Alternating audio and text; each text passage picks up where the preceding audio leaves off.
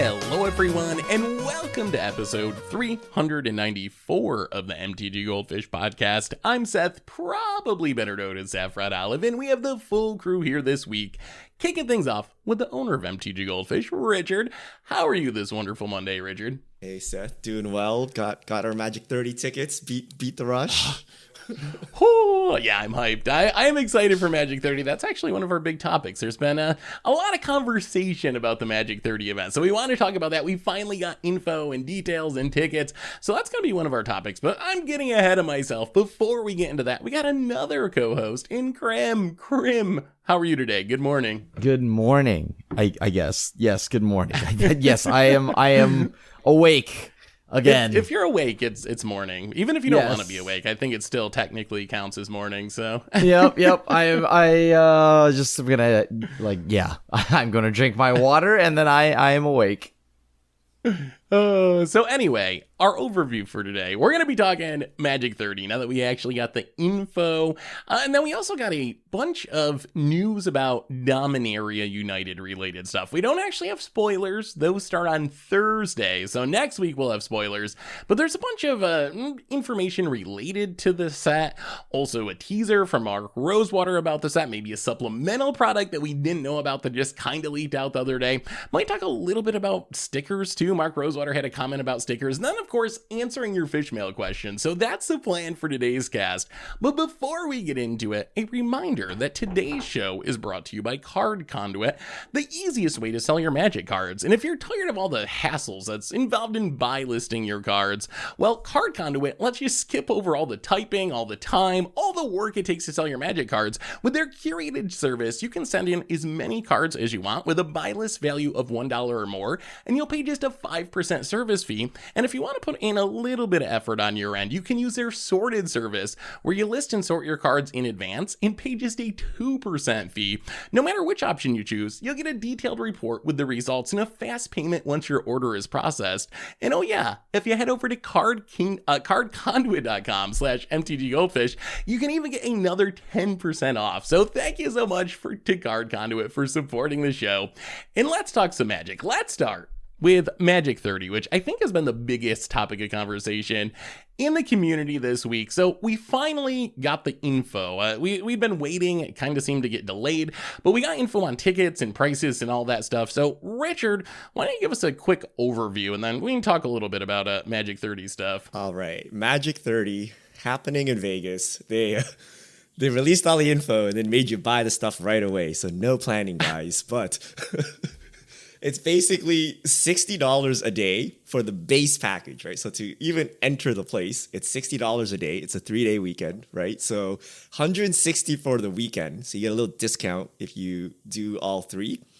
And with your weekend package, you get access to the event itself, which is just entering the hall, 1 mystery booster, 2 Dominaria United collector boosters, an exclusive Magic 30 playmat, and then an Arcane Signet foil etched promo card, and then a Richard Garfield's PhD promo card. Now, if you're listening now and this is news to you, this is the only thing that's still available. They have higher tier packages: Pearl VIP at $350, Ruby VIP Commander $350, Black Lotus VIP $700. These are all sold out. But the thing that got people really up in arms is to enter the command zone. You needed to buy one of these advanced packages. The Ruby VIP Commander $350 gives you access to the command zone where you can play Commander on-demand events all weekend. And I think, so they didn't release details of this, but this is a thing where you go in, they organize your pods for you, and you get to play with tickets, and then you get tickets awarded for the quote-unquote winner. They did clarify that there is free play area, whatever that means, so that if you want to play Commander and you don't want to pay, you can still play, but we don't know how much space that is. You have to organize your own pods, and we don't know how much seating there is for that. And then all the way up to $700 VIP, you get to meet Mark Rosewater. You get extra tickets to some party. But yeah, all these are sold out. So if you hadn't heard about these, you can't get them anymore. So it doesn't matter. So what do you guys think about Magic 30 packages? So the most expensive one sold out pretty much instantly. Like the day they went on sale was the day we were recording Commander Clash last week, and they went on sale when we started recording Commander Clash, and they were gone way before we finished recording Commander Clash. So I think they were on sale for maybe like an hour or less before they were sold out. There was a lot of complaints about the stuff costing too much. And while these numbers are pretty big, especially if you're used to Magic events where traditionally you just show up and play Magic for free. Like that's the way that Magic events had been for a long time, where Magic events were built around these big 1v1 tournaments, constructed tournaments, and the entry fees from the players that are trying to win the tournaments were kind of like the main focus of the event and what was supporting the event. And then if you want to just go like play Commander or something, you could just go hang out in the venue. So this is a big shift, and I can see why people are thinking this is really expensive or even too expensive. On the other hand, the fact that they sold out pretty much instantly makes me think that maybe they weren't overpriced. Like, wouldn't you think if they were too overpriced, they wouldn't have sold out? Like, is that a sign that this price is actually the right price? Or could you even argue that the price is too low for some of these things if they sold out in an hour or something? I mean, isn't that a good thing? Like, you want to make it so that it there isn't this weird divide, because there's another event kind of nearby, like, or not really nearby, but at least nearby in like time and date. It's the Summit, right? Which is also getting some people. But I mean, wouldn't it be better that there's just like no divide within the community where people aren't like upset? Like, we're not like pricing out everybody already of like an already expensive game. I mean, you're already gonna make money, right? You're already gonna have money by like having all the exclusives there and whatnot. It's hyped as one of the biggest events, so I don't know. I think the like 150 should have been like tops. Like that should have been the VIP package. Yeah, like Seth has a point. Like if it's sold out, is it really overpriced because they're meeting demand? And like Mark Rosewater, I understand, right? Because it's most likely they had like 7 tickets, right? Because if you're playing with Mark Rosewater in a Infinity event, it's probably an 8-person pod draft. So I get that. But just because they can charge us this money, should they charge us this money, right? Is Magic 30 a celebration of Magic, or is it another chance for Wizards to like get more money out of our pockets? Right. So yes, they could charge us this much, but why not make the hall free and accessible to everyone, and then make back money selling your exclusive Magic 30 playmats or whatever, right? And the fact that they're just like shoving cards into all these packages, like you're buying 2 Dominaria United collector boosters. I'm like, what if I don't want them? Like, just give me the reduced entry so I can just come in and play Magic, and then maybe I'll buy some art, right? Maybe I'll buy some new promo cards or something, but like the Black Lotus VIP one is like hilarious because you get like basically like a suitcase of product. You get like 2 MH2 draft boosters, 3 Commander Legends draft boosters, 3 Dominaria United collector boosters, 2 mystery boosters, like all this random stuff. Like they're just trying to get more money out of it. And like, do we really need that for a Magic 30 celebration? I think that's a very good point. Like, if this is supposed to be a celebration of the community and it's been a long pandemic and we're all getting back together and Magic's turning 30 and we're going to like celebrate this together, these prices are not going to be helpful with that. On the other end, if the goal is Wizards make a bunch of money, then I think these prices worked because they sold out. Like, I don't know, there was a bunch of people when the prices first went up, they were like, I don't know if I'm going to go anymore. And I was wondering for a bit, like, could this event flop? Like, did Wizards finally push everyone too far and everyone's just gonna be like, I'm not paying this amount of money, sorry Watsy, it sounds cool, but I'm staying home for this one? But apparently that didn't happen because it sold out pretty quickly. I think for me, that the absolute prices don't really bother me. If people want to pay a bunch of money to get some VIP pass or whatever, that's fine. That's not what I'm doing. Like, we're going on the normal tickets. I don't even know if we can get in the command zone, in all honesty. But what really does... we can't. We will not. We have to use our content creator influence to like worm our way in, but our tickets do not allow it. Have you ever snuck into like a music festival or something? It's not that hard. You got to look for, the spot in the fence that's a little bit low, and then you just climb over, and once you're in, you're good. Like it's easy. It's easy. But with this not, oh my god, this is like if the bands that were playing had to worm their way in. I will say the command zone thing really bothers me. Like, I've always felt weird about the command zone ever since I think that Vegas 2019 that we went to was the first command zone, I'm pretty sure, at least the first big one at a big event that we were at. And I felt weird about it at the time and had this real ethical dilemma about, like, am I even going to play in the command zone? Because I go to events to play with fans. Like, that's why I go, and I hate paywalls. I've always hated paywalls, and it felt like a paywall, and it felt weird to be like, hey, fans who spent a ton of money to come to Vegas to have this weekend, and maybe you want to meet me while you're there, like, you shouldn't have to pay more money for that experience. I don't want people to have to pay money to play Magic with me. I love playing Magic. That's the whole reason I'm there, is to play Magic with people. So I kind of like sort of opted out of the command zone for most of the event last time. I wish that the command zone was part of the ticket price. Like, for me, having to pay an extra $190 or whatever it is on top of the normal pass, the get you in the door pass, to be able to play in the command zone, that just feels wrong. That feels like against the spirit of the format to me. So I think that the command zone should just be included for events like this. Like, I think if you buy a ticket, you should be able to go and, play in the command zone. I think that would be the way to handle it. But the absolute prices of, like, pay a ton of money to get a VIP thing, whatever. Like, that might not be for me, but if that's your thing and you got the money and you want to spend it, that doesn't really offend me. But it does offend me that the Commander community is kind of, like, segregated by this paywall. Like, you're keeping people away from each other when the whole goal should be for everyone to get together and play Magic together and have a good time. So that's the part that really bothers me. But I don't know, what do you guys think about the command zone thing? Like, is that a big deal for you guys or not really? Oh, that's a huge deal, right? I mean, like, that's you kind of pretty much touched upon all the, like, the points there. I mean, we all want to go out to like as content creators to play with all the supporters we've had over the years and whatnot, and just like, but we're not really able to because of the paywall. So, and I mean, I guess in a weird way, we will have easier access to it because we're not going into the command zone, right? We don't have access. So, I think we can just play outside of the command zone or wherever. I don't know, meet up at the local Pizza Hut or something like that. And then we're going to get that true, like, playground vibes now, right? It's like, hey, do you want to meet up at McDonald's at the playground? And then we could just play Magic there. I was going to say we are paywalled, right? Because, so, like, previously events were free. Like, you could enter the tournament hall, right? And if you wanted to play in the command zone, you had to pay money.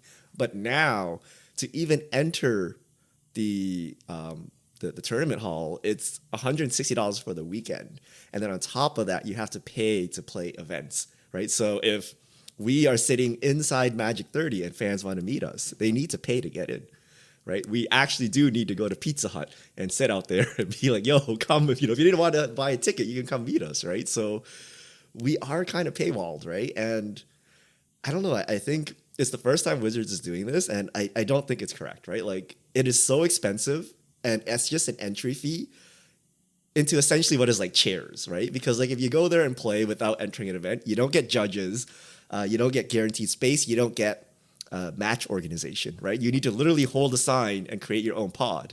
So that is a big problem. And people compare this to, like, other conventions like Comic-Con and stuff like that, right? But, like, there's no way you can, in your right mind, like, compare, a Magic 30 to Comic-Con and the value like a Comic-Con or a Gen Con or something gives to you for just the entry fee. So, yeah, like, I don't know. It's really expensive. You have to pay to get in. You have to pay lots of money for expensive, terrible convention food. You're going to buy Magic cards, cost money. You want to play events, cost money, right? So, and then your seating is probably the seating where it's not guaranteed. Like, if you're sitting at a table and then an event needs it, they can kick you out. You won't have access to judges and stuff like that for free. So, I don't know. It seems a little money grabby to me. I don't really like this. Like, they needed to really give you lots of stuff to make it worth it, and I feel like they're not doing that. They're like, yeah, we have our, like, 2 panels, which we usually do. There'll be cosplayers walking around that, have always happened. There'll be Artist Alley and whatever, but we've had all those for free up until now. So why does it cost money?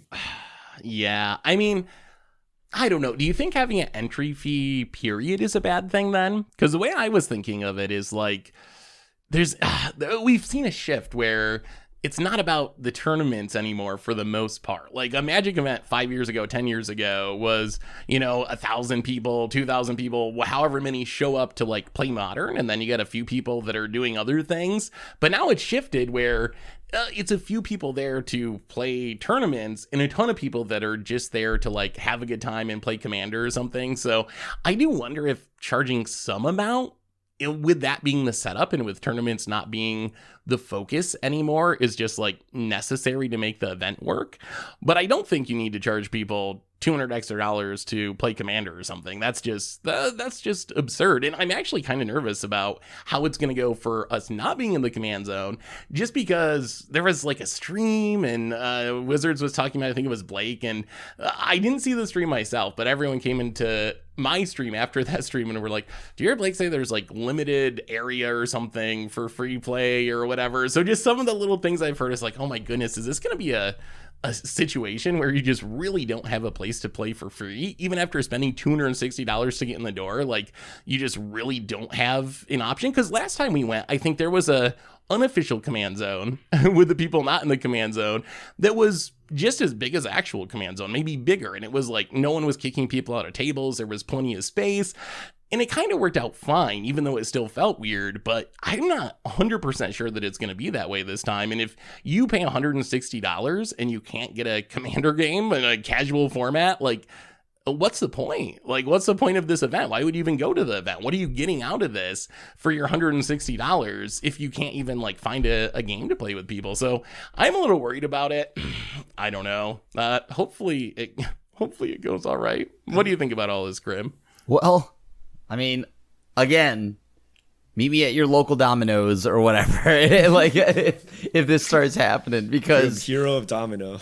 Yeah, like, I'll take it. Crim Hero of Domino's. I love their cheesy bread, and we're gonna just go and play Magic, because I don't know. That is a real thing that could happen, right? We just may not have a place to play.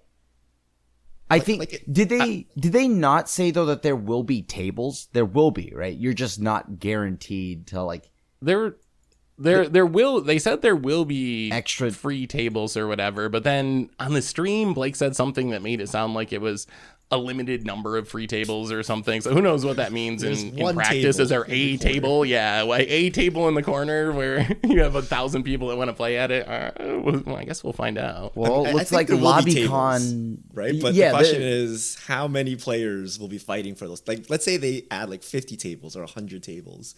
If there's 200, 300 people or whatever trying to play outside the command zone, you have a problem, right? You won't have space. So the question is like, how many tables are there compared to like how many people show up? That's fair. I guess the good news is my best experiences every time we go to Vegas are not at the actual event. Like, the event is great and I love meeting everyone and getting in games, but the things I remember most are getting to hang out with you guys, getting to like do drafts in hotel lobbies, or just like hanging out with Magic people that I don't get to see very often. And none of that actually requires the event itself. So I'm hopeful that it's still going to be a good time, but I don't know, looking less forward to Magic 30 than I was to Las Vegas as far as the event itself, just because of the pricing and how it's set up, honestly. That's content creator perks, Seth. Like, like we're like, oh, logistics of organizing a Commander game. You just sneeze and you'll have like thousands of people trying to play Commander with you. But what if you flew in from another country, you don't know anyone, right? And like, you need to organize a game. Like, you gotta like run around finding people for a pod, assessing power levels, whatever, right? Find a seat, play, right? Like, it's a lot of work, which I think should have been included, right? Like, I feel like 160 is okay to charge, but you should be able to come in and have unlimited access to events with no prizes, right? So that means they will actually pair you up, set the rounds correctly, have a judge if needed, and then give you a guaranteed place to play, right? And then you get no rewards. Like, there's no like prize or anything, right? And you're paying for that service. Like, as of now, we're paying for nothing. We're paying for the ability to pay for more stuff, right? So that's why it rubs me the wrong way. Hey, you get a playmat. You get a collector booster, Oh, I'm sorry. Richard. I'm sorry. The Magic 30 playmat, you know. And remember, this is Magic we're talking about. You need to show up with your $500 to $1,000 deck, right? You need to fly into Vegas. You need to get hotels. You need to buy terrible convention food to survive the weekend, right? Like, it's not just this 160, right? Like, you're going to spend thousands and then you're not going to have a comfortable time playing still. Like, and by the way, even if you wanted tournaments, the main tournament, the modern tournaments that feed into the beta top 8 sold out instantly. So if you were looking to show up for some high level competitive Magic, like, you're out of luck as well, right? Like, so I don't know. It seems weird. I'm surprised they pre-sold the events the way that they did too. I'm glad you mentioned that because they pre-sold a lot of events, so you might not be able to play in the events that you actually want to play in. And then they're also like everything's non-transferable, non-upgradable. So it's not like, oh, something happens and I can't go or I don't want to play this event. Whatever. I was out too late in Vegas. Like I'm not gonna make it to my 9 a.m. whatever. It's not like you can just transfer it to someone else because they have this whole system that's set up to prevent that from happening apparently. So a lot of the stuff around the event is definitely a little bit weird. And then I guess they had the festival in the box thing for the people that couldn't go. That was like the virtual ticket, and that also sold out almost instantly. And a lot of people were disappointed in that because I think everyone expected it to be on sale for a while because it had a date that was like 3 months in the future or something. But then it sold out in like a few hours and was gone. And even though the date was way in the future, like apparently there just weren't that many of them and they sold out. So that seems to be the story of this event so far, is super pricey and stuff selling out. So well, I'm very curious. I don't know. Hopefully people are still going to be there. Obviously some people are going to be there because the tickets have sold out. They're not transferable. It's a good time. Yeah, I mean, you're stuck now. You have to be there now. So hopefully it still ends up being a good time, but I'm definitely a little nervous, and I hope this isn't the new way forward for Magic events, because it is hard. Like if the goal is to have a community event and celebrate the game, you are pricing a lot of people out. And I would argue that Wizards, because they plan this so late, further price people out of it. Like normally with an event like this, 6 months, a year ahead of time. I remember I'm talking about going to Vegas, like really the winter before the event happening in the summer. And like, oh, are we going to go? Like, let's find hotels, let's find cheap flights. But this was announced, 2 months, just over 2 months before the actual event. So you don't have a lot of options for finding cheaper flights or finding cheaper rooms, or you just kind of, if you're going to go, you just got to pay the price. So I feel like it could have been planned out much further ahead too, and not having it planned out further ahead also like further was a disservice to the community, just because prices are super high. Like it's a holiday weekend, you got late notice, so I don't know. Well, that is Magic 30. Any other Magic 30 thoughts before we move on to maybe a more exciting topic of Dominaria United? Wait, we forgot something, Seth. That Wizards saw this, and they have an article titled "Little Giri Saves the Day at Magic 30."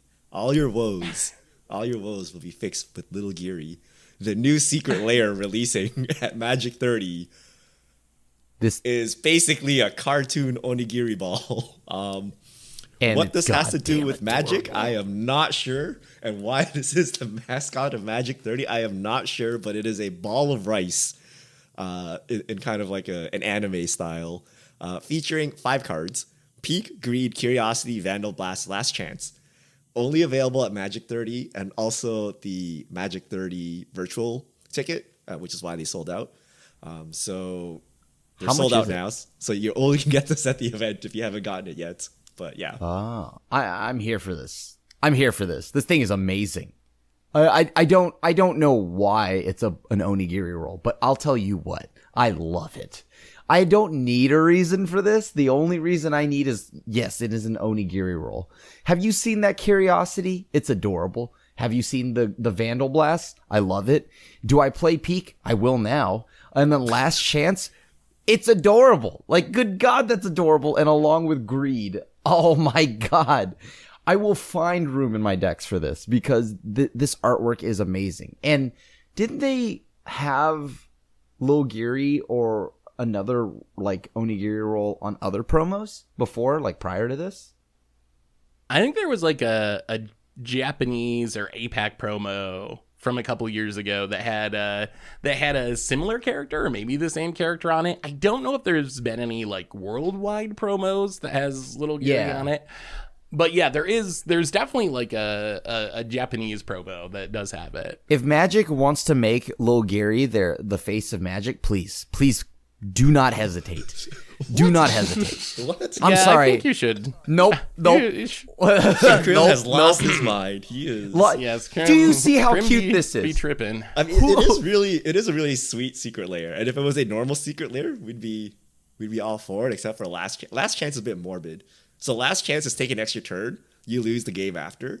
And it's like a Giri with like a baby Giri. So I'm like, is this the baby Giri is going to die tomorrow? Like, what does this mean? This is like terribly morbid. But it's a great secret lair. But what does it have to do with Magic 30, right? If we're celebrating 30 years of Magic the Gathering IP, why do we have a rice ball? Why is it not like, Karn, Urza, Chandra, Richard. Tarmogoyf, Sarah Angel, Mark Rosewater's fingernails, like anything. Why? You clearly do not understand if you do not see why the rice ball is the face of Magic. For simple, it is all you will eat after how much you spend on Magic. So you will only have rice, and that is all, because you may not have anything else with it. Second off, did I mention earlier how cute it was? Maybe you didn't see it. Maybe you need to look at the art again. Yeah, exactly. But it is cute, but you need to take it in, right? You got to really you must become the rice ball. You must understand the rice ball. And that is when you will truly ascend and then become Lil Giri. The Secret Lair Drop is, I mean, the Lair Drop itself is fine, but to me it definitely feels like Wizards threw everything for this Magic 30 event together at the last minute, and they were going to sell the Secret Lair Drop normally, and they were like, we need an exclusive Secret Lair Drop. Rather than selling this through the website, let's just make this the exclusive one, because Richard's right, it has nothing to do with Magic 30. Like, when I heard exclusive Lair Drop, my expectation was something cool, historical, like whatever. Like even like the promos. Remember those promos that they're doing, giving away LGSs with like the German Findhorn elves, like doing all the different languages in Old Border. Even something like that would have a Magic 30 feel. But to me, this is just a Lair Drop. Like there is literally just any other Lair Drop, and they're trying to pass it off as being like a special thing. What you've just said, that's the safest thing ever. That's the most boring thing ever. This is outside the box. This is exactly what secret layers are all about, and it's. But why is this? But how is this Magic 30 though, Grim? Simple. Other than you can only eat rice. Okay, outside of that is all you can afford to eat after you spend money on Magic. Easy. Did you see how cute it was? But that's no. Look. It's very cute. Let me tell you why this is the face of Magic moving forward again. Because the TV show. Boom. I already figured it out. Netflix, the Magic Netflix series, this is subtle promo. We're now scrap the follow the Oathwalker gate thing, right? Oath gate. We're going to go and follow Lil Giri. And this is the great. Could you imagine the reaction if that was the Netflix show? Like they hype it up and everyone's saying, it's going to be the story of like Chandra or whatever. And then it's the adventures of a rice ball that has really nothing to do with Magic. Yes, I can imagine that, everybody. And you know what? It is a good future. That's all I'm saying. We need our Pikachu. Who's our Pikachu? We don't have one. Lil Giri, that's it. That's my boy. But that's who I need. That's my hero. Lil Giri. That's our Pikachu. Go out there, go get him, go slay that game. We do need a Pikachu, but I don't know if this is the way. This is the way. This is the way. As far as actual cards in the Lair Drop, most of them are bulk cards, with the exception being Last Chance, which is like a $50 card. Although it's one of those cards that's $50 because it's like a portal card or whatever and just hasn't been reprinted. So value wise, it looks good right now, but I expect that the Last Chance will not be will not be worth as much once the Secret Lair Drop sells. I don't know, maybe it'll be pretty exclusive. I guess maybe that's the other thing. Maybe this sells way less than a normal Secret Lair Drop just because you have to be at the event to get it, or you have to have done the $269 virtual event thing. So For the I mean, cutest, it's fine. I'm telling you, hashtag MTG's new Pikachu. Or MTG's Pikachu. That's all it is. I feel like Krim is trolling us. I'm not even trolling. I'm not even okay. Well, I'm like lightly trolling, but like packing his rice balls. For yeah, like I'm gonna, dude. Oh my god, dude. I'm gonna just open up a little concession stand out front. You don't want to buy. Oh, this is another thing why it's Magic 30. You don't want. They're purposely trying to drive you away from the $30 chicken tenders, and there's probably a really good onigiri roll spot nearby. So boom. Oh my god, dude. This is such a good marketing scheme. If it is true, Wizards, you're playing 5D chess, and I love you for it. Right, I have a real question, Seth. Did you even know what a rice ball was before this lair drop? I honestly didn't know what a rice ball was until Krim just started talking, even after seeing the lair drop. But now, so I learned something this podcast. Is it? Yeah. So I don't know the anime culture that well. Is this like a real like famous thing, or is this like a unique character that they made just for the lair drop? Like, Seth, yes, onigiri rolls are real. They did exist. It's a real food item. It's really popular. It's really good. Popular. It's filled with either salmon. They were talking about it on Reddit. Like, no one could find out if this was popular IP or not, because everyone's like, "What the heck is this rice ball character?" And people try to find like references to it, but they really couldn't find any. So, if you're from Japan and you know about Little Giri, like, let us know. But I don't think this is a very popular IP. So it's not like some famous anime character that Wizards is using the IP of or something. Okay. But they I mean, should. It is cute. I'll give it. But they should. Of course they should, Krim. Oh, I don't even know. Well, like at first, I was being a little bit like, okay, He's convinced himself this is the greatest thing ever. Yeah, dude, it's so much copium that you don't even understand right now. I'm on a whole nother level of copium, and on top of that, ever, dude, because of Little Giri. This also shows you like I'm being serious on this one. It shows you that marketing can work, because the other day I bought something that I had no idea what I bought. They just had my favorite anime characters on there. And then I was like, "Oh, it's candy. That's wild. I didn't know that. That's not why I bought this." So what I'm saying here is Lil Giri is cute enough to where I have no idea what you're selling me here. Is this car insurance? What is this? But if it has Lil Giri on it, I want it. I love cute stuff. That's Magic 30. Lots of money and Little Giri. That is the TLDR, I think, of Magic 30. So let's move on and talk about some Dominaria. I think that covers all the stuff for Vegas in a couple of months. So Dominaria spoilers don't actually start until Thursday, and then they're going to go full force. We get just over a week of spoilers. Going to get the whole set, going to get 2 commander decks, but we have gotten a little bit of news about the set. We got Mark Rosewater's teaser, which he posts every set with some hints about what might be coming up in the future. We also got some news about a set we didn't know about, which will probably be officially announced, I assume, when they do their 2023 look-ahead stream on Thursday. But they're doing a set called Dominaria Remastered, which seems to be coming out in January. It got posted on Amazon. It looks like, well, we really don't know. It's listed for almost $200. It's 36 card packs. My guess is it's kind of like Time Spiral Remastered, but for Dominaria, where it's going to be Dominaria cards through the ages, maybe combined with some new ones.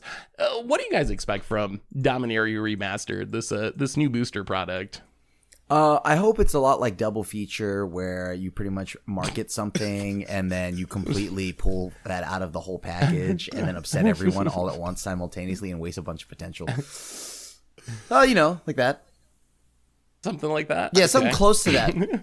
I heard what Seth was saying, and I was thinking exactly what Krim was saying. Like, you would think it's like the greatest cards, but it's like probably the cards from the last set, like literally the most current set with like a different border, and then no one will ever care about those. Oh, it's also a different border that there's only one copy of, where it could potentially be a random common that you didn't want. But what if it's literally just Dominaria United reprinted, but all the art is Little Giri art? Oh, I'm sold. Why didn't you start with that? That's like, I mean, like you lead with that. I'm in. I want 10 boxes. I want a case. You know what? I'm selling my collection. I'm buying in. I'm all in on Lil Giri, Seth. I don't even think you understand. Okay, this is. I will never. Don't. I will admit you to will that. only hear this once and once only on this podcast, and it is: if Nico Bolas were replaced by Lil Giri, I would accept this. I would accept this. No, you did not. Oh, well, we're gonna. Hold you to I this. would accept this. I want like little horns on Lil Giri. I'm sold. I'm all in on Lil Giri. I'm gonna find the Lil Giri manga. You're gonna find out he kills Nicol Bolas. Look, there's gonna be always what is cruel. There's always a greater power, right? So the greater power is Lil Giri. So I am here for that. Really, though, for Dominaria Remastered, Little Gary aside, it should be amazing because there's a lot of sets that were set on Dominaria. Antiquities, Legends, The Dark, Ice Age, Cold Snap, Mirage, Visions, Urza's Block, some of Weather, like Plane Shift, Odyssey, Dormant, Judgment, like Time Spiral has some cards in it, Future Sight, Planar Chaos. Like, they could do a really cool remastered set. Like, if they're pulling from all these old sets and mashing it together into a new set in a new draft format and a bunch of sweet reprints, that would be awesome. Maybe I do this every time. Every time something's announced, I look at the best possible outcome, and then Richard's over there like telling me to, chill out a little bit because Watsy isn't really going to do it. But it's so simple. Just pull the best cards from those sets, put them together, and you'll have a home run product that everyone will love and buy. Seth, but isn't it probably that, will be. Remember my optimism? Why do I feel like now I'm the grizzled old, the old man that's played Magic, and Seth's got that youthful optimism. I almost am down to see what Wizards tries when it's something new, because some of that stuff that they mention for product is so easy to where you can't miss. But Watsy can find the one line that somehow misses when there's 32 other lines. That double feature was almost all but assured to be a hit, a banger. But after that, I'm okay, they'll find a way. They can find a way. So I'm gonna have to be that guy. I don't think they're gonna find a way. This is seriously, it's gonna be some absurd thing. They're gonna find a way to miss this product. All right. Let's put on the youthful optimism hat. What are some good cards they could include from Dominaria? I can't. Teferi, Hero Dominaria. Hero Is the Dominaria. easy one. Okay, what I is swear to God, if he's not Dominaria on the plane. card? Oh, I can't think of any. Or do you count Karn? Let's Jaya. get big Karn. Karn, who was not, but he was not in a Dominaria set, right? He was on Mirrodin or something. Oh wait, no, he was. He was because remember the most recent Dominaria, we had Karn's Temporal Sundering. Yeah, right? You want little Karn? I bet 7 mana big Karn, which was new Phyrexia. Do you think that would be game for the set, or does it have to be a Karn printed, on a Dominaria set? We know for a fact here. I mean, I guess I think it has to be a Karn, right? If there is a new Karn in the new Dominaria, he'll probably be in this set. I don't think we're gonna get Karn Liberated, if that's what you mean. Are you we're talking about reprints, right? So these are all reprints, right? Right. Well, I mean, sure, are they? I don't know. Presumably, sure. If that's the case, then the Karn that they'd reprint has to be the newest one. I imagine that it's going to be whatever the new Dominaria is. Dominaria United, all those cards will be in there. And then they'll probably combine it with the last Dominaria, which still had a Karn Scion. Double feature one, where it's basically a mashup of the two latest Dominaria sets. That's what I think, and then with old border, right? But it'll be something miserable, only one card is old border and the rest is just normal. So you paid for the same thing twice. I mean, that's exactly what I don't want. If this is just the new Innistrad set in or the new Dominaria set in the last Dominaria set with Teferi Hero Dominaria, that would be a bummer. But if you go back to all the old sets that were set on Dominaria, The reserve list complicates things a little bit because there's some cards that you just can't reprint because of the reserve list. But you got the like Avatar of Woe cycle. You have tons of busted stuff in Urza. Like Urza was an incredibly broken block. So that's what I want to see is just like if the set was set on the plane of Dominaria, the card is fair game. Like reprint the coolest cards that were originally printed on Dominaria planes. And I think that would be a really sweet product. So I'd have to actually go through the reserve list and figure out what is and isn't on it before I could be like, oh, this is what I really want to see. Because it seems like a lot of the cool cards are on the reserve list, but there's got to be between all those sets some that are not on there, and that would make a really cool product. But if it's just like, oh, the last 2 Dominaria sets remastered a little bit, that would be super sad. Then you really are heading to the double feature. The double features stage again, and that was just like such a big flop that I hope Wizards knows not to do that again. All right, so that's double feature. We'll find out more. They're announcing the 2023 sets on Thursday, along with kicking off spoiler season. So keep an eye out for that. We're going to watch it on the Goldfish stream. So if you're looking for a place to watch it, noon Eastern time on Thursday, come hang out for the stream and we'll watch it together, talk about it a little bit. It should be super fun. The other news we got is Mark Rosewater's teaser. And Mark is always super cagey with this stuff, so we don't get a ton of information. It's little snippets here and there, but there's a couple things that stood out to me that are coming in Dominaria United that I want to get your opinion on. So one of them, maybe the most interesting one, is a popular Planeswalker card gets a reprint. So this is not like, oh, we're getting a new version of Karn, we're getting a new version of Jaya or whatever. This is an actual reprint of a popular Planeswalker card. Any guesses? And please don't say Teferi, Hero of Dominaria. I really don't want that in Standard again. Outside of Teferi, Hero of Dominaria, what Planeswalker could this be that would actually fit with the Dominaria United theme? Well, they wouldn't put 5 fairy back in Standard, right? No, Like, they would look, not. okay. How about 3 fairy in Standard? Hold on, wait. Why is 5 fairy so absurd of a guess? Why do you think they wouldn't put that in there? Because it was like so hated in OP. Hated? Maybe. OP? Nah. It was OP. It was like one of the best cards in Standard. No? Chillers of the format, maybe. I don't know. I mean, I don't see a reason why you couldn't throw that in there, but I think that Teferi is too obvious of a choice, so that's why. When Mark Rosewater says that, it's never what you would expect usually. So I think it's going to be something like Jaya Ballard, the 5-mana one. Right? Yeah, they already got a new Jaya, popular. though. Oh, did they say popular? Yeah, he did say popular, but what does this mean? Like, according to their polls, like, many things are popular. Like, Alchemy is popular.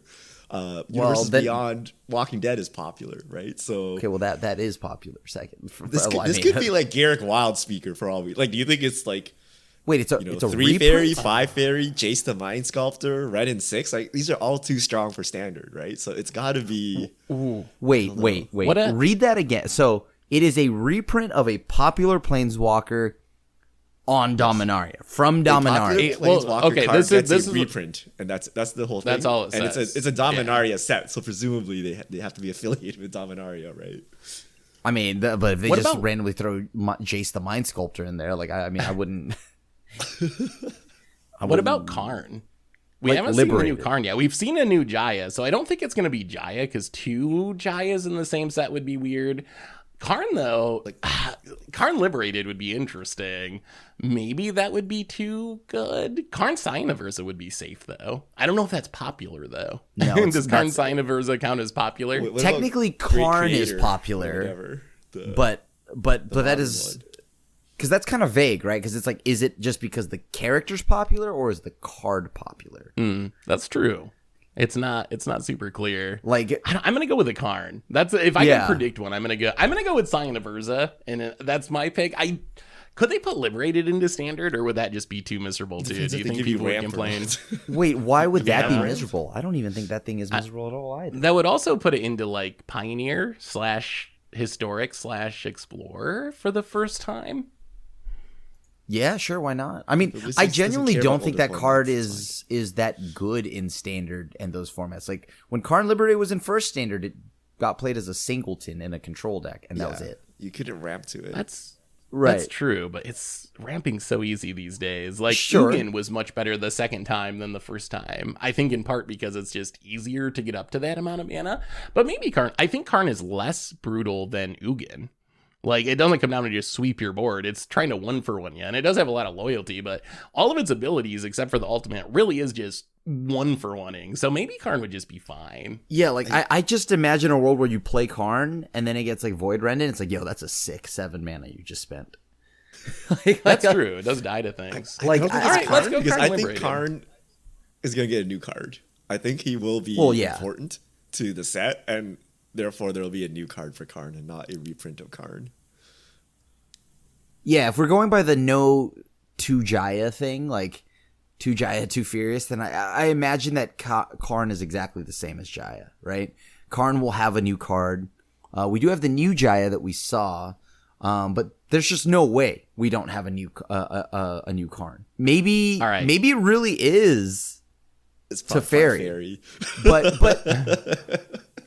But remember, the way that it's worded, a popular Planeswalker gets a reprint. It won't be it will be 5 fairy, but it'll be mono blue 5 fairy. That's not a reprint. The creature. Mm-hmm. He is technically he is technically a Planeswalker that would get a reprint, right? Okay. Oh, I like that because Mark is pretty sneaky with these things. So that actually, something like that could be true. What if it's a popular Planeswalker, but it's not in Planeswalker form? Right. Ooh, could this be like OG Jaya too? Yeah, like the Jaya, creature, like cards like that. Ooh. Exactly. Think the Planeswalkers that have And a creature. And there's a legendary theme to this set. So those are legends, which would fit with the theme. Okay, you might have cracked it, Krim. Actually, I like that. Maybe it's not actually a Planeswalker. Sneaky, if that's true. All right, next question. We can't go through all these. I'll try to post it in the description if you want to see all of Mark Rosewater's teasers. But another one that stood out to me is a new artifact with Lotus in the name. Of course, Black Lotus, notorious, infamous, the best card in the history of Magic. But a lot of Lotuses have been good. Lotus Petal, Jeweled Lotus, Gilded Lotus saw play. Lotus Bloom saw play. The hit rate for Lotuses is really, really high. There's been a couple of duds. Lotus Blossom was pretty forgettable. Nyx Lotus hasn't really taken off in 60-card formats. What do you think about this new Lotus? Any idea what it could look like? And do you think it's going to be busted? Are we looking at a Jeweled Lotus level card that's kind of jaw-dropping and like, wow, like I can't believe they did that? Curry from downtown. I'm going to shoot my shot here. It's going to be a complete dud. It's going to be terrible, and it's probably going to be unplayable. You can't print a card with Lotus in the name and make it bad, it's going to be ya? busted for Commander. It's going to be like... Oh, Black. yeah, I guess. It's like a Mox Amber for Black Lotus. So you can only activate it if you have your commander or something. It's just like 3 mana. And they're like, oh, it's fine. I think there's no way. There's no way. Right? Like, I think with something attached to Lotus, the name Lotus, they know that we're going to expect something, right? For it to be like on an absurd power level. So they're going to try to balance it, and they're going to balance it so hard that it's going to be safe. And I think that maybe it gets played in Commander, but, that's because almost everything can get played in Commander. I'm talking about in 60-card formats, I don't think it's going to be anything like a Mox. It's going to be more along Nyx Lotus, and probably worse. If I'm wrong, I don't know. If I'm wrong, we're in trouble, though. If you two are right, then we're in a lot of trouble, and Standard's going to be very bad. I don't think it's going to be like Black Lotus good, but it can't be on that level. But I do think that it's going to be good. Like, I don't think you can make a Lotus card for the 30th anniversary set and then just have it be a complete flop. But I think Krim's probably a little bit right that it'll probably be more focused on Commander than 60 card formats. That seems like the safe way to go. Make sure it's playable in Commander and then hopefully don't make it too busted. It's got to make 3 mana, I would think. There's been a couple of Lotuses that haven't made 3 mana, but when I think of Lotus, it makes 3 mana. Lotus Bloom, Gilded Lotus, Black Lotus, Lotus Field, Lotus Veil. Most Lotuses are 3 mana. It's just a matter of like what the cost is. Are there other abilities, stuff like that? I bet you there's a new mechanic, and it's going to be like crack this, add a mana. But if you hit a certain like mark, let's just say in this case, like I don't know, Delirium, it'll add 3. But it's going to cost. Like it's a Lotus Petal, but becomes a Black Lotus. Isn't that still too good? Maybe, but like it'll cost like 5 mana for 3. What about Magus of the Lotus? It's like a 2-mana creature, but then if you can untap with it, you can just sack it for 3 mana. That's like a terrible mana dork. Oh, Is it? Yeah. It did say it was an artifact, so it could be an Artifact artifact creature, I guess. Boom. Metalcraft. It adds 3, but it costs 3. I wonder if I found it. There's further down in Mark Rosewater's teaser, there's some snippets of rules text. Most of it doesn't mean much, but the very last one is where X is the number of legendary creatures you control. What about Black Lotus? 0 mana, artifact, tap it, add X mana, where X is the number of legendary creatures you control. That's just Lord, strictly that better could than work. Mox That Amber, is though. just very good.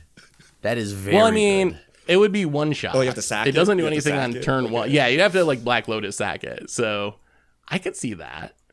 Would that be OP? Yes. Yeah, probably. In Commander, yeah. In Commander, we definitely. In Commander, it would 60 probably card be- format, probably not, unless like they really take off this set with a bunch of good legendaries. I mean, I guess if, there'd be shenanigans with like Emery and stuff like that, probably similar to like Mox Amber. If Mox Amber sees play, that would probably see play somewhere in the right deck. But I mean, to turn it into a Black Lotus, you need 3 legendary creatures. That's a pretty big ask. Like, if you're going to actually do that. I think the one thing we're thinking here is that it's going to be free. I don't think it'll be free. It's going to cost as much as it probably makes. If it costs mana, it doesn't, that's not a Lotus. That makes it less exciting. Although that would make it more fair, I'm sure. Yeah. Oh, anything else stand out to you guys on the teaser list? Those were the ones that really jumped out to me.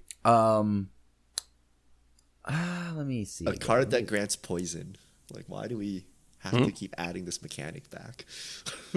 Like, does anyone care about poison? Like, why do we keep playing with this? Hear me out. They keep dancing around this, like, like, haha, infect. Just kidding, but it's not. Just bring it back if you really want. Like, honestly, like, just bring it back. It seems like they keep trying to tease, like, oh, here it is, haha. All you infect lovers, it's like infect adjacent. Stop doing that. But it's like Just bring it unplayable, in fact, right? it is. It really is. Like, what's the Which is point why- of making this? That's what I'm saying. I mean, full Phyrexian mana should be a thing, right? We've already shown that Phyrexian mana has been brought back and can be balanced. Just don't do something silly like last time, right? Like, okay. Do you agree though? I think Phyrexian mana, for the sake of like flavor and all of that, we should bring it back. It's a known thing that the Praetors are back, right? Things are getting completed left and right. So bring Phyrexian mana back. Tameo had it. I mean, I think the Phyrexian mana on Tameo is fine. Right. But I think, I guess there could be a world where you bring it back if you learn lessons from the first one. Like, you would have to make sure the cards cost a lot of colors. Yeah. And you weren't being able to cast, Dismember in your mono blue deck or things like that. They would all have to cost some amount of real mana. But with those, like, safety valves in place, I think it would be okay. Although, I don't know if I agree with Infect. Like, how do you do that with Infect? I feel like if you're going to make Infect fair, quote unquote, that just means you make the cards so bad no one wants to play them. I don't know how you, like, I don't know, because like a 1-mana 1/1 with Infect is like Infect staple. And it doesn't get much worse than that as far as cards go. Like, how do you make that worse? Isn't like, unless they print something absurdly busted, and they always could. I mean, is Infect even a thing anymore? Like, do people even pay attention to it or acknowledge it as a deck? Like, In Phyrexian Modern it shows Crusader, up. It's not top tier, but it shows up. right? It's So unplayable because of MH2. exactly, it's unplayable because of Modern Horizons 2. Removal is so much better than where it once was. I don't know if like Are you saying we should make new legitimate Infect cards, Grim? Is that what I'm you're trying to saying- say with I'm this line of saying- thought? I'm saying It's you also could. like hated in Commander. Like, people But also like literally everything is hated in Commander. Somebody's like, it doesn't matter, right? Like, everybody hates something in Commander. In fact, though, But I mean, Infect is. You sound like Mark Rosewater, actually. That's Mark. When Mark Rosewater he likes asked about Infect? stickers. Oh. No, when they asked him about stickers, he was like, well, if you listen to everyone, some people hate black mana, and they thought we shouldn't print any black cards anymore. I was like, well, if you... Yes, it's true. I'm sure there's someone that hates everything, but that's... I don't think Infect really counts as everything. Like, Infect is on a different level than... you shouldn't print the color black, or you shouldn't print card draw, or you shouldn't print whatever. Some ridiculous takes that people make. Like, Infect is not a well-liked mechanic. I don't want to see it come back. I mean, I guess when I think of this, like, it is a set for standard, so I'm thinking strictly standard, and maybe we should go back to making sets for standard and, like, 60-card formats, and not just Commander. So I guess when I think of it that way, I don't think it matters in a 60-card constructed format. I think they should bring it back, and that's totally fine and fun. Let's see how it plays out. They've got the knowledge from last time. Sure, I would say that, but like Kaladesh is proof that they weren't able to fully balance it, like artifacts, because, they were like, well, let's print a new artifact set, and everything went wrong. But then they learned how to fix it eventually, right? Now you have colored artifacts specifically, even though Embercleave still was a miserable thing to deal with. I think that Infect can be a lot more like that. It seems like with Tamiyo and how they built her, they're starting to understand where Phyrexian mana can come back and it still be flavorful. And I think that they can do the same with Infect. Maybe... Because what? If they make a 3-mana Infect creature that's like really good in Standard, probably doesn't hold up in Modern, right? And if somebody wanted to kill you with Infect and Commander, those cards already exist. So I would say, I think that there's a reasonable chance that we get something along the lines of Infect or Poison, because a lot of people assume, and I kind of assume too, that we got to be heading back to New Phyrexia / Mirrodin, wherever Mirrodin's at. Like, that's the logical conclusion of this story arc that we're going on with the Phyrexians coming back. We almost have to. So I'm expecting we're going to see that. Infect was there last time, although I feel like Poison is balanced, in fact. If we're going to go with, like, Phyrexian mana, was balanced by how they're doing with Tamiyo, which I would agree with, I feel like Poison, rather than actual Infect, is just how you balance that mechanic. Like, Poison doesn't have the pump spell synergies, but you still can have your creatures deal poison counters. So I kind of like that, actually. Like, if they did a set that supported Poison, I would totally be behind that. Like, Finn the Fangbear is a cool card. Like, more stuff like that would be sweet, but I don't really want to see this, like, literal Infect anymore. Do you know how upsetting that would be, that, like, they make Poison the go-to, like, one of the archetypes, but then Finn rotates? Yeah, that would be pretty upsetting, right? Like, unless they try to, like, reprint him or something like that. But that's why I think Infect's coming back. All right, I got one out last soon. one I want to sneak in for you guys. Yeah, creature type lines. Creature Lurgoyf. Yeah. Are we getting 8 Goyf? Give me a 2-mana Goyf, please. A 2-mana playable Goyf.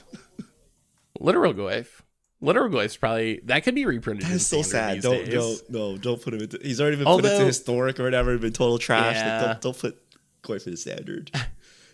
Give me Infect Goyf. How about just Tarfa Goyf but with Infect? Okay, that actually would be pretty good. Oh, Infect Goyf would be, that would be really sweet. Honestly, like, outside of Goyf or Lurgoyf, most of the creature types are pretty normal. A little Phyrexian thrown in there, but compared to some sets we've had recently where it's like this huge string of just wild words combined together, these look pretty reasonable. Dryad Warrior, Elf Artificer, Elemental Demon. Pretty traditional, I think it looks like for this set. But anyway, we're running long, so we should probably move on. Richard, I think we got time for like one fish mail today. Hit us with a good one. All right. If you have questions, send them to @MTGGoldfish with the hashtag MTGFishmail, and we'll get to your questions on air. Wild Coyote UK. With Dark Confidant no longer in Modern, could it and older staples like Lightning Helix be reprinted into standard sets for Pioneer? Some of them. Lightning Helix, I think, would be perfectly fine. Dark Confidant, I think, would probably also be fine these days. I think it would be good in Standard, potentially, like in the right deck.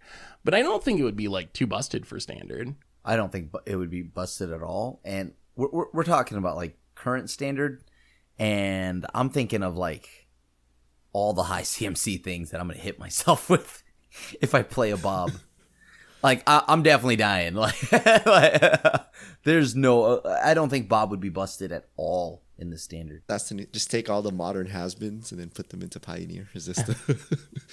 We should put Infect in there. We should put, like, humans. Like, just move it all over, right? Whatever MH2 pushed out, just throw it into Pioneer and we could have another format.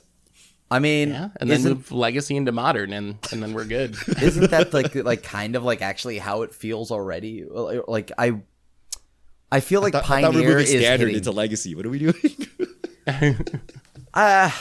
I think we can move like all those cards into like Standard and Pioneer and Historic and all whatnot, because I feel like those formats are closer. They feel closer like how Modern was around the time of the format's inception. Yeah. Like, what do you think about like Splinter Twin into Pioneer? Okay, maybe not that one. Maybe not Like that Bitter one. Blossom or something. I don't know. Like you get like these old cards that people find iconic, and then just like shove them into Pioneer. Richard, we already have Bitter Blossom. It's called Oh, it Dreadhorde is? Invasion. Yeah, Dreadhorde Invasion. Oh, That's- Dreadful. It already exists. My only worry would be that leading to them doing Horizon sets for Pioneer, which I really don't want at this point. Like, if they do it through Standard, I think it would be super fun. Throw Bitter Blossom in there. That would be awesome. The banless cards in Modern, like Splinter Twin, maybe that would be a bit too far. But I think there's a ton of iconic gold cards that would be sweet, like Tarmogoyf, Dark Confidant, Bitter Blossom. But really, you don't gotta do it with a Horizon set. Just put them through Standard. I think- Once Wizard starts designing cards for Pioneer, that's when I'm gonna get very nervous about where the format's at. Seth, I think what you need to worry about is with where we're at now. If everything's being designed for Commander, we need Standard Horizons. So, like, Standard Horizons. What a novelty. yeah, what? I don't know if we're ready for that yet. That might break Standard. All right. Thank you to everyone who sent in questions. If you have future questions, send them to @MTGGoldfish with the hashtag MGFishmail, and we'll get to your questions on air. And I believe that brings us to the end of episode 394 of the MTG Goldfish podcast. So, Richard, Krim, thanks for hanging out. Thanks to everyone for listening. Thanks to Card Conduit for supporting the show. And we'll be back next week to talk about Dominaria United and whatever else goes on in the world of Magic. So, until then, have a great week, everyone. And this is the crew signing out.